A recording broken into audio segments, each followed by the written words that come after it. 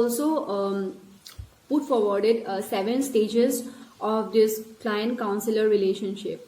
The first stage is that the client is very defensive and extremely resistant to change.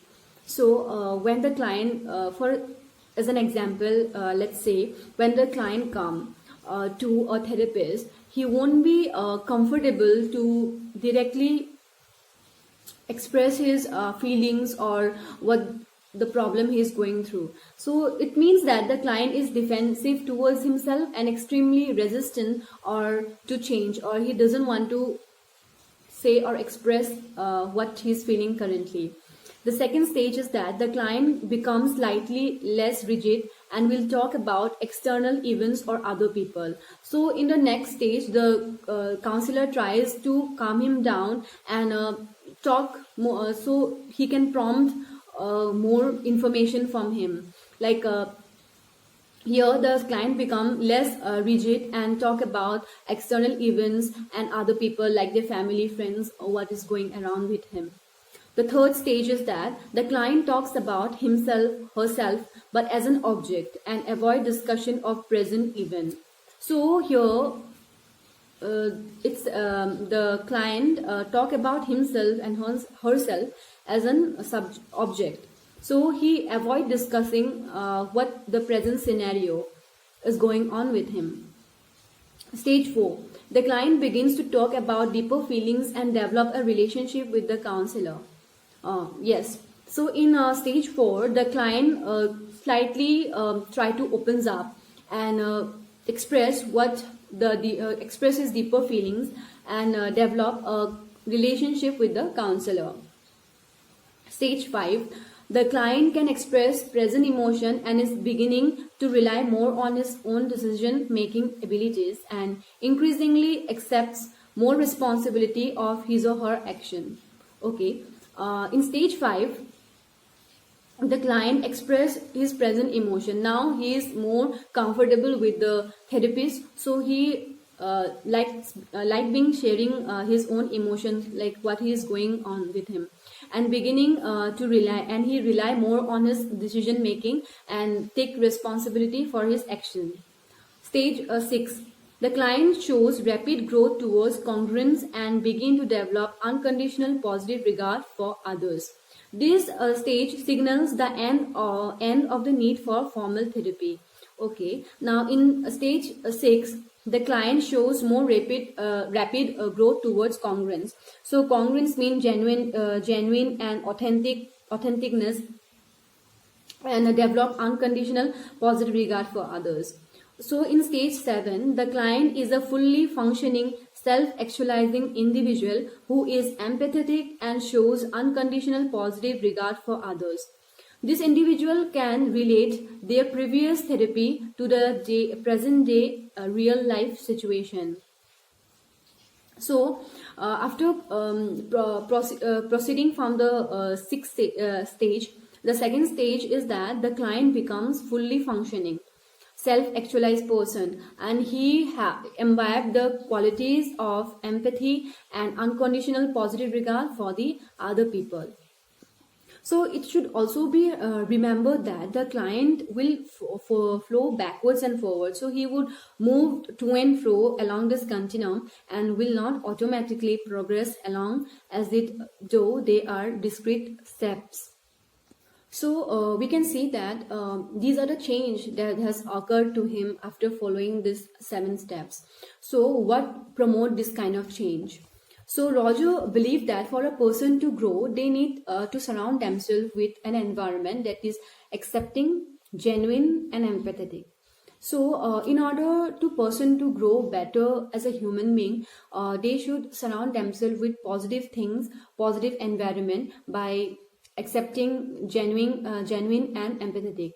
Without this key concept, Roger believed that people would not experience healthy and appropriate relationship and their personality would not fully develop. So without these 3 important factors, a person cannot develop properly or healthily an appropriate relationship and their personality.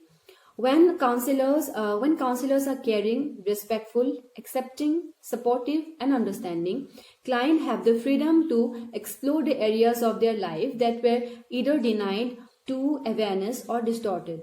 So if the counselor is caring, respectful, accepting, and supportive towards the client, so he will be free to express his areas of life which has been hidden, or he had repressed it for years. So he would be more comfortable to share this kind of problems with the therapist.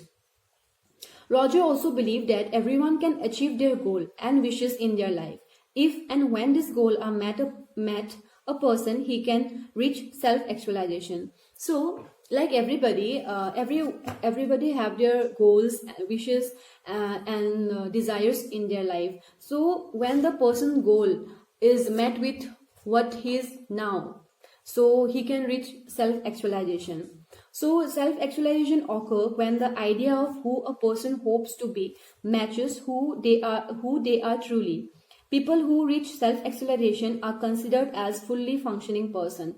So here Roger try to say that the person who hopes to matches whose hopes matches with the person he is right now, that kind of person reach self-actualization and considered to be a fully functioning person.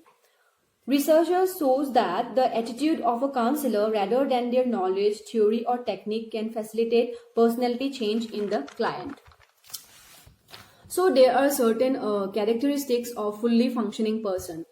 Number 1, open to experiences.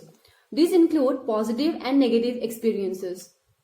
We should learn to cope with our positive experiences instead of denying or running from them because they allow us to grow. Excuse me. Open to experience means that we should include all the positive and negative experiences. So instead of accepting the positive experiences, a person should not run away from the negative experiences, but he should try to face them. Number 2, existential living. We need to appreciate the present and live in the moment. The past and the future are both important, but it is the present what we are right now. So existential living means that we should appreciate the present day that we are living right now, and the past and future are both important things. So people should live their life and appreciate the present day. Trust feeling. We should trust ourselves to make the right choice. If we make a wrong choice, we must able to accept it and learn from that choice. So trust feeling means we should trust our feeling. So whether we make a right choice or wrong choice, we should accept it both. Creativity. We should be able to adjust to and accept change. We should take healthy and appropriate risk in order to grow. Fulfilled life. Number 5, that is. This involves of being content and happy. A person who is happy and content will accept new challenges and experience and are able to grow in the best way possible. So fulfilled life means that this involves being content and happy. A person who is happy and content will accept all the challenges. There are few techniques that has been adopted by the person-centered therapy. The first is that active listening. So the therapist should listen to the client very carefully and what they have to say regarding the problem they are facing. So in other words, the therapist should be an active listener. Next is focusing on moment-to-moment experiences of the client. So there are few other techniques that has also been adopted, such as reflection of feelings, open questions, paraphrasing, and encouragers. So what is reflection of feelings? Reflection of feelings means showing the client that you have heard not only what is being said, but also what feelings and emotion the client is experiencing when he is sharing their story. So the picture I have put in the video, you can see that reflections of feelings. Client, I don't know what to do. I was so confused and angry. Counselor, so you are feeling confused and angry. So these are the two example of the conversation of reflections of feelings. Second is open questions. Open questions are those that cannot be answered in a few words. Typically, it begins with why, how, what, or could. So, in an example, you can say that client, I had a car accident the other day and the other person got out and started abusing me. Counselor, and how did you make you feel? So the next is paraphrasing. Paraphrasing means repeating back your understanding of the material that has been brought by the client.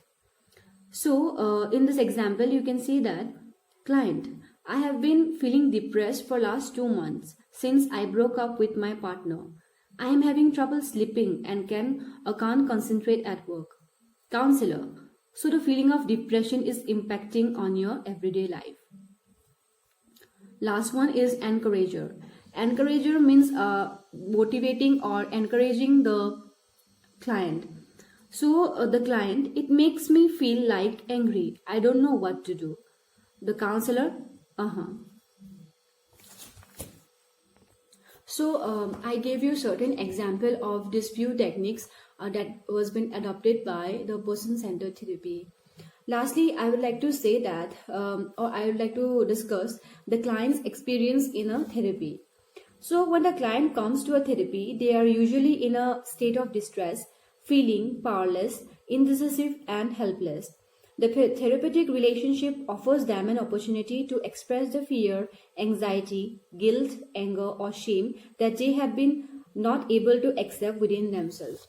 So, as I have discussed in the stages of person-centered therapy, so the first is that the client is defensive towards expressing his feelings. So here it has been said that when the client comes to a therapy, they are usually in a state of distress. So they are already distressed, feeling powerless, indecisive, and helpless. So here the main goal is that the therapist should help them to express their fears and anxieties, so that they could able to accept those feelings and experiences and find out a solution of their own. So I already spoke about certain conditions or the key factor like unconditional positive regard, empathy, congruence, genuineness, supportive. So when these necessary or essential conditions are met, so the client will able to accept themselves. They will be able to express themselves more creatively. They will experience themselves in a way by taking responsible for themselves. So here the main thing is that we should able to help the client as much as possible from behalf of a counselor. So with this, I would like to conclude my educational video. Thank you.